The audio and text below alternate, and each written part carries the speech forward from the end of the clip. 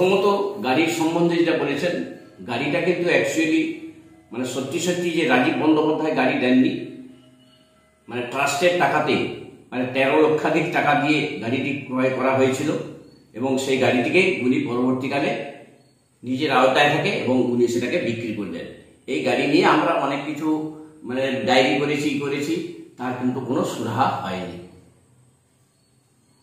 আচ্ছা, উনি বলেছিলেন যে যে আপনারা যে আজকে আছেন অবৈধভাবে, আপনি যে চেয়ারে বসে আছেন সভাপতির চেয়ারটা নাকি অবৈধভাবে আপনি বসে আছেন, এটা কি বলবেন? আমরা অবৈধ মনে করি না এই কারণে, কারণ যখন এই কমিটিকে আমাদের সম্মাননীয় সভাপতি মহাশয় ভেঙে দিলেন এবং নতুন কমিটি আবার সার্চ ভিলেজে গঠিত হলো, সেই গঠিত হওয়ার পর সেই কমিটি আবার রেজিস্ট্রি হলো, রেজিস্ট্রি হওয়ার পর আমরা সভাপতির মানে পদ এবং সম্পাদক ইত্যাদি পদ আমরা গ্রহণ করেছি। সেই থেকে আমরা রেজিস্ট্রেশনের পর থেকে আমরা এই কাজটা চালিয়ে যাচ্ছি, ট্রাস্টের কাজ।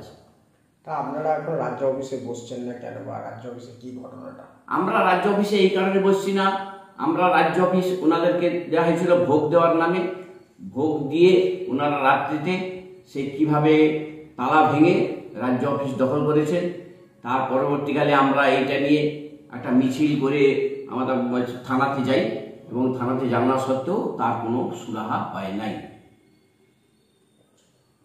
আর বলছি এই যে আপনাকে বলছি যে উনি হচ্ছে বিভিন্ন পার্টি কথা বলছেন আর কি, যে উনি তো বামফ্রন্টের লোক, তো ট্রাস্টটা কি বিষয়টা একটু বলুন। উনি যে ওই কথা বলছেন, আমার এখন ব্যক্তিগতভাবে আমি জানি, আমার এখন বাড়ির কাছে দেওয়াল যদি দেখা যায়, ট্রাস্টের ওই তৃণমূলেরই সব ছবি সেখানে আঁকা হয়ে আছে আমার বাড়ির কাছে, কিন্তু উনার বাড়ির কাছে দেখলে হয়তো পাওয়া যাবে না যে এখানে ট্রাস্টের কোনো তৃণমূলের ছবি, ঘাসফুলের ছবি আছে কিনা।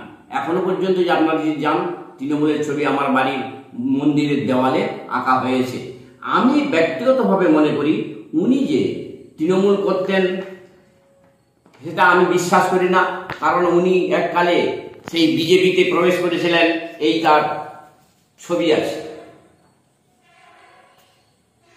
ছবিগুলো দেখান এক এক করে।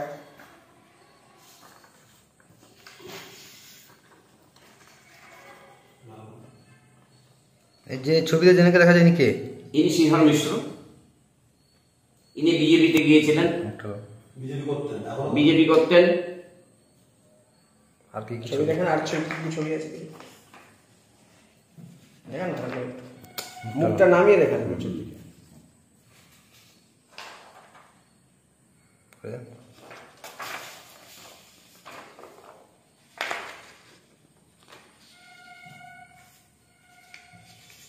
ইনি তো বলছেন যে আপনারা নাকি সব বিজেপি করেন, সিপিএম করেন, এসব বলছেন।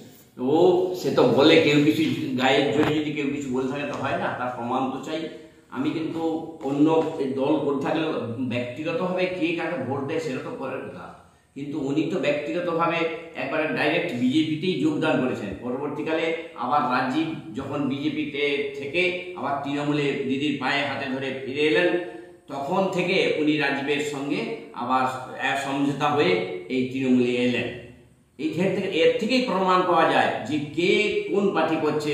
উনি ঝান্ডা ধরেছেন বিজেপির, আমি আজ পর্যন্ত কোনো আমার যে মানে আরএসপি বা বামফ্রন্টের কোনো ঝান্ডা ধরে আমি ঘুরি নেই। আমি ব্যক্তিগতভাবে কে কাকে ভোট দিই সেটা পরের কথা। অতএব সেই দিক থেকে উনি যে কথাগুলো বলছেন এটা একেবারে অভ্রান্ত। আর ট্রাস্টটা তো আপনাদের অরাজনৈতিক সংগঠন, আর ট্রাস্টটা তো সত্যি সত্যি অরাজনৈতিক দল হিসাবে ট্রাস্ট পরিচালিত হওয়া উচিত বলে আমি মনে করি। সরকার যে আছে তাকেই দেখতে হবে। হ্যাঁ, সরকার যে আছে তাকে আমরা শ্রদ্ধা করব, তাকে সম্মান জানাবো, তার বিরুদ্ধে কোনো কথা বলবো না, সেটা হতে পারে। তো উনি তো 2021 সালে মুখ্যমন্ত্রীকে হারানোর জন্য একটা পরিকল্পনা দেখলাম। হ্যাঁ, উনি একটা পরিকল্পনা করেছেন। রানী রাসমণি রোডে যে একটা সভা হয়েছিল, সেই সভাতে অকথ্য ভাষায় মাননীয় আমাদের মুখ্যমন্ত্রী মহাশয়াকে গালাগালি দিয়েছিলেন। গালাগালি দেওয়ার পর তারপরে উনি বিজেপিতে চলে গেলেন, বিজেপির ঝান্ডা ধরে চলে গেলেন, যেগুলো হচ্ছে। তার পরবর্তীকালে উনি আবার ওই রাজীব যখন বিধানসভাতে হেরে গেলেন, মানে তিনি হেরে গেলেন, তারপরে উনি আবার দিদির পায়ে ধরে আবার তৃণমূলে ফিরে এলেন। ফিরে আসার পর উনি আবার রাজীবের সঙ্গে হাত করে হচ্ছে আবার তার অনুগত হয়ে এইসব কাজগুলি করে যাচ্ছেন। আমাদের ট্রাস্টকে নয়ছয় করার একমাত্র এই রাজীব বন্দ্যোপাধ্যায় চেষ্টা করতেছেন। এটা কি আপনারা মানে মানে উপর নেতৃত্ব, মুখ্যমন্ত্রী বা আরো যারা উপরে আছেন ওনাদেরকে কি জানিয়েছেন যে রাজীব বাবুর নেতৃত্বে এইসব ট্রাস্ট একটা ভেঙে তছনছ হয়ে যাচ্ছে আপনাদের? আমরা বিশেষ করে পূর্ব মেদিনীপুর জেলার সমস্ত স্তরের নেতাদেরকে, সমস্ত জেলা এবং ব্লক ইত্যাদি স্তরের নেতাদেরকে জানিয়েছি। আমাদের যারা এমএলএ এমপি আছেন তাদেরকেও সমস্ত কথাগুলো জানিয়েছি, এবং বিশেষ করে যারা উপর নেতৃস্থানীয় আছেন তাদেরকেও এই কথাগুলো জানানো হয়েছে যে বিজেপি থেকে আগত এই যে রাজীব বন্দ্যোপাধ্যায় তৃণমূলে এসে আমাদের এইভাবে উৎপীড়ন করছেন। এর আগে ট্রাস্ট কিরকম চলছিল, মানে আপনারা যখন দায়িত্ব দিলেন কেমন ভাবে ট্রাস্টটা চালাচ্ছিলেন? আমরা তো ট্রাস্টকে চালানোর চেষ্টা করছি আমাদের সীমিত এর মধ্যে, অর্থ সংকটের মধ্য দিয়ে আমরা চলেছি। বিশেষ করে দেখা যাচ্ছে যে উনি যেসব কারগুলো বিভিন্ন জায়গায় আমরা কমিটি গঠন করার পর যখন বিভিন্ন জেলাতে গেলাম, সেই জেলাতে যে দেখলাম তারা হচ্ছে কার পাচ্ছে না। সেই 16 সাল থেকে যেসব কার তারা হয়েছিল, পয়সা দিয়েছিল, সেসব কার পায়নি। সেসব কারগুলোকে আমরা বিনা পয়সায় তাদেরকে সাধ করলাম, তাদেরকে কারগুলো দিলাম। আর ব্যক্তিগতভাবে আমার যেসব এগুলো করলাম, মাত্র 200টি প্রায় ফর্ম পূরণ করেছিলাম। ফর্ম পূরণ করে সেই 200টি ফর্মে তাদের কার্ড আমরা যথাযথভাবে তাদেরকে দিয়ে দিয়েছি। কিছু কিছু মানে অভিযোগ করছেন, ঠিক আছে, হ্যাঁ, কিছু আপনারা টাকা তুলছেন কি ভাতার নাম করে, মন্দিরে জগন্নাথ মন্দিরে দোকানের নাম করে কি টাকা ভাকা তুলছেন, তো এটা কতটা সত্যতা বা আপনারা কি জানেন? না, এটা আমরা সম্বন্ধে আমরা কোনোরূপ কিছু টাকা তোলা হয় না। আমরা যেভাবে ফর্মের 221 টাকা এই করে নেওয়া হয় এবং তাকে তার কার্ড দেওয়া হয়, তাছাড়া অন্য কোনো টাকা পয়সা আমরা নেওয়া হয় না। আমরা ব্যক্তিগত বোর্ড কমিটি বা অন্যান্যদেরকে কাছে সাহায্য নিয়ে আমরা কোনো অনুষ্ঠান পরিচালনা করে থাকি। এই যে অভিযোগগুলো করছিলেন উনি ক্যামেরার সামনে, তো এইগুলো তো আপনারা দেখছেন, তো এই বিষয়গুলো একটু বলুন। আর কি কি আপনাদের অভিযোগগুলো করেছেন সেগুলো কতটা সত্যতা আছে? পশ্চিমবঙ্গ রাজ্য সনাতন ব্রাহ্মণ ট্রাস্টের নাম ব্যবহার করে যে বিভিন্ন কর্মসূচি করছেন, আপনাদের কথা অনুযায়ী যে বহিষ্কৃত সম্পাদক শীতল মিশ্র, তো এর ফলে আগামী দিনে পশ্চিমবঙ্গ রাজ্য সনাতন ব্রাহ্মণ ট্রাস্টের ভাবমূর্তি কীরকম কী থাকবে? ভাবমূর্তিতে তো বিঘ্নিত হবে। ভাবমূর্তি বিঘ্নিত হবে ব্রাহ্মণদের কাছে বিভিন্নভাবে এইভাবেই হবে যে কাকে আমরা সমর্থন করব, সেইভাবে বিঘ্নিত হবে ভাবমূর্তি। এই ভাবমূর্তি বিঘ্নিত হওয়ার একটাই মাত্র কারণ যে ওনাদের নেতৃত্ব, শ্রী রাজীব বন্দ্যোপাধ্যায়ের নেতৃত্বে যে এটা হয়েছে, এইটাই তার সর্বোপরি কারণ। ওনার জন্যই আজকে এইরকম দুরাবস্থা আমাদের রেখেছে। বিভিন্ন জায়গায় একটা যেটা জানা যাচ্ছে যে পশ্চিমবঙ্গ রাজ্য সনাতনের ব্রাহ্মণ ট্রাস্টের পদাধিকার 2জন করে করে প্রত্যেকটা দেখা যাচ্ছে, মানে সম্পাদক 2জন, সভাপতি 2জন, বিভিন্ন জায়গায় বিভিন্ন প্রচার আছে। মানে কোনো কোনো পোস্টারে একজনের নাম, আবার কোনো কোনো পোস্টারে অপর একজনের নাম। এটা কিভাবে সম্ভব? ওটা প্রেস হিসাবে যাকে যখন দিয়েছে, যার নাম যখন না না, বর্তমানে এখনই দেখা যাচ্ছে। এখন হ্যাঁ, বর্তমানে এখন আমরা তো এইভাবে সভাপতি সম্পাদক ছাড়া আর কারো কিছু নাম দেওয়া সেটাই কিভাবে সম্ভব? আমরা তো বর্তমানে যে ডিড আছে, সেই ডিডের মূলে যে মানে কমিটি, সেই কমিটির হিসাবেই আমরা তার নাম সম্পাদক সভাপতির নাম দিয়েছি। যারা আপনারা যদি বলেন যেটা বহিষ্কৃত, তাহলে আপনারা আইনানুগ কোনো ব্যবস্থা নেবেন? আইনানুগ ব্যবস্থা বা আপনাদের অ্যাডভোকেটে দিয়ে কোনো চিঠি পাঠাবেন ওনাকে? সেটা কমিটি সিদ্ধান্ত করে অবশ্যই পাঠানো হবে। ঠিক আছে। স্থাপকায় চ ধর্মস্য সর্বধর্ম স্বরূপিণে অবতার বরিষ্ঠায় রামকৃষ্ণায় তে নমঃ। পরম পুরুষ যুগাবতার ঠাকুর রামকৃষ্ণের রাতুল চরণে প্রণাম জানিয়ে পশ্চিমবঙ্গ রাজ্য সনাতন ব্রাহ্মণ ট্রাস্টের 23টি জেলার পদাধিকারীগণকে আমার প্রণাম জানাই, বুধি মণ্ডলীদেরকে এবং সমস্ত জেলার সদস্যদেরকে আমার ব্যক্তিগত পক্ষ থেকে এবং আগাম শারদীয়া শুভেচ্ছা জানাই, ভালোবাসা জানাই। আজকে গতকাল যে সনাতনী একটি সভা হয়েছিল মেচেদাতে, এই সভায় বর্তমানে যে কমিটি আমাদের আছে, এই কমিটির বিভিন্ন জন সম্পর্কে এবং কমিটি সম্পর্কে অনেক কিছু আলোকপাত হয়েছে। এই সম্পূর্ণ আলোকপাতগুলো কিন্তু সম্পূর্ণ ভুয়া। কারণ 2021 সালে ওই শ্রীধর মিশ্র, আপনারা সবাই জানেন, মামাটি মানুষের সরকারকে কিভাবে ধোঁকা দিয়ে আমাদের মাননীয় মুখ্যমন্ত্রীর সঙ্গে প্রতারণা করে, যাকে কিনা মাননীয় মুখ্যমন্ত্রী, আমাদের সম্মানীয় মুখ্যমন্ত্রী, আমাদের প্রাণাধিক, যাকে আমরা সবাই শ্রদ্ধা করি, প্রণাম করি, সেই মাননীয় মুখ্যমন্ত্রী যাকে গাড়ি দিয়েছিল এবং সিকিউরিটি দিয়েছিল, কেন তুলে নিল? তার কারণ 2021 জানুয়ারি আপনারা সবাই জানেন, রানী রাসমণি মোড়ে মাননীয় মুখ্যমন্ত্রীকে কিভাবে গালিগালাজ করে বিজেপির সঙ্গে চলে গেল রাজীব বন্দ্যোপাধ্যায়ের সঙ্গে। তারপর আমাদের কি হবে, সমস্ত ব্রাহ্মণদেরকে, সারা রাজ্যের ব্রাহ্মণরা যেখানে একটা শোতে একটা সুন্দরভাবে আমাদের সংগঠিত হয়েছিল সবাই মিলে, সমস্ত ব্রাহ্মণরা অসহায় হয়ে যাওয়ার পর আমরা বোর্ড কমিটির যারা ছিলাম প্রত্যেকে সিদ্ধান্ত নিলাম, আমাদের মাননীয় মুখ্যমন্ত্রীর মন্ত্রিত্ব যারা আছেন তাদের কাছে গিয়ে, মাননীয় আমাদের শিবন মহাপাত্রর কাছে গিয়ে তিনি পরামর্শ দিলেন এবং তার সঙ্গে সঙ্গে এই এলাকার বিধায়করা যারা ছিলেন তারা পরামর্শ দিলেন। আমরা একটি নতুন করে আবার 2021 সালে আমাদের যে পূর্বতন সভাপতি ছিলেন মাননীয় মধুসূদন মিশ্র মহাশয়, তিনি এসে কমিটি ভেঙে দিলেন সমস্ত রাজ্যের নেতৃত্ববৃন্দর কাছে থেকে। তারপর তিনি ঘোষণা করলেন যে নিমতৌড়িতে একটি সভা হবে। তারপর সেই নিমতৌড়ির সভায় তিনি অনুপস্থিত ছিলেন। সেই নিমতৌড়ির সভায় সিদ্ধান্ত ঠিক হলো না।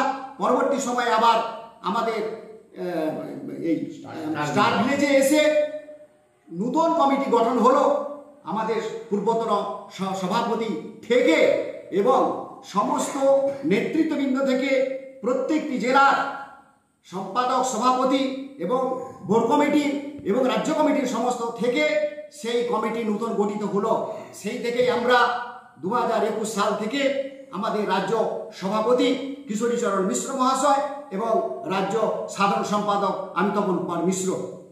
গতকাল শুধু নয়, ওই বিজেপি ছেড়ে আবার পুনরায় ওই শ্রীধর মিশ্র আমাদের মামাটি মানুষের সরকারকে ধোঁকা দিয়ে, আমাদের তৃণমূলকে ধোঁকা দিয়ে আবার পুনরায় এসেছে এই দলে, আবার কিছু আমাদের মধ্যে দ্বিধাবিভক্ত করার একটা প্রচেষ্টা করছে। এটা আমরা মেনে নিতে পারবো না।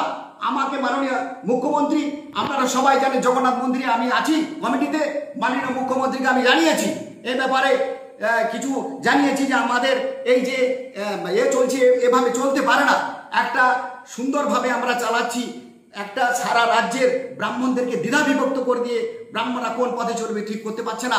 সেই অবস্থা আমরা সমস্ত ব্রাহ্মণদেরকে আবার একত্রিত করে আমাদের মামাটি মানুষের সরকারকে সমর্থন করার উদ্দেশ্যে আমরা প্রত্যেক জায়গায় আমরা প্রোগ্রাম করতেছি।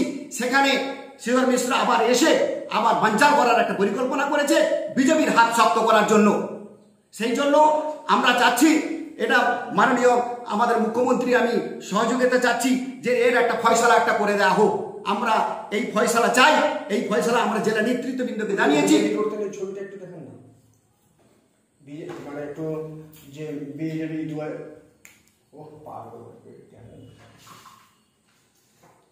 এই ছবিগুলো একটু দেখান তো, বলি কবে গিয়েছিলেন বিজেপিতে, আবার কবে? 2021 সালে বিধানসভা নির্বাচনের আগে এই দেখুন কে গিয়েছিল, এই শ্রীধর মিশ্র। দেখুন এই শ্রীধর মিশ্র গিয়েছিল বিজেপির হাত শক্ত করার জন্য। এই দেখুন বিজেপির হাত শক্ত করার জন্য কে গিয়েছিল, এই দেখুন বিজেপির হাত শক্ত করার জন্য কে গিয়েছিল, এই দেখুন বিজেপির হাত শক্ত করার জন্য কে গিয়েছিল, এই দেখুন বিজেপির হাত শক্ত করার জন্য কে গিয়েছিল, এই দেখুন বিজেপির হাত শক্ত করার জন্য কে গিয়েছিল। আমাদের ট্রাস্টের গাড়িটা ট্রাস্টের নামে কেনা, সেই ট্রাস্টের গাড়িটাকে শুদ্ধ বিক্রি করে দিয়েছে। সাধারণ মানুষের কাছ থেকে যে টাকা নেওয়া, সদস্যদের 221 টাকা নেওয়া, সেই সাধারণ সদস্যদের টাকা পয়সাকে তছনছ করে সেই একদম সব ধুলিসাৎ করে দিয়েছে এবং গাড়ি টাকা পর্যন্ত বিক্রি করে দিয়েছে। তার এফআইআর করা হয়েছে, গাড়ির নামে এফআইআর করা হয়েছে। আপনি বক্তব্য থেকে বই করে বলছেন যে মুখ্যমন্ত্রী দেওয়া গাড়ি, আবার অপর দিকে বলছেন ট্রাস্টের গাড়ি, এই দুটো একটু খোলসা করবেন। গাড়ি না, মুখ্যমন্ত্রীকে দেওয়া গাড়ি, ওনাকে নিরাপত্তার গাড়ি দিয়েছিলেন। আচ্ছা সেই ব্যাপারটা, মানে যে মানে আপনার ওয়াই ক্যাটাগরি নিরাপত্তা, ওয়াই ক্যাটাগরি সেই গাড়ির কথাই বলছেন তাই তো? সেই গাড়ির কথা। আচ্ছা আচ্ছা, আর ওটা ট্রাস্টের গাড়ি ছিল যেটা বিক্রি করেছে, যেটা বিক্রি করছে এটা ট্রাস্টের গাড়ি, ওটা ট্রাস্টের নামে ছিল, ট্রাস্টের নামেই ছিল, পশ্চিমবঙ্গ রাজ্য সনাতন ব্রাহ্মণ ট্রাস্টের নামেই ছিল। আরেকটা কালকে মিডিয়াতে শুনলাম, মিডিয়ায় খবর দেখলাম যে তার নামে নাকি জায়গা, মাননীয় মুখ্যমন্ত্রী, আমাদের মানবিক মুখ্যমন্ত্রী, উনি আমাদের পশ্চিমবঙ্গ রাজ্য সনাতন ব্রাহ্মণ ট্রাস্টের নামে 46 ডিসিমেল জায়গা দিয়েছেন এবং সেই জায়গা ডিড হয়েছে এবং সেই জায়গা পশ্চিমবঙ্গ রাজ্য সনাতন ব্রাহ্মণ ট্রাস্টের নামে রেকর্ড হয়েছে। এই তার রেকর্ড দেখুন।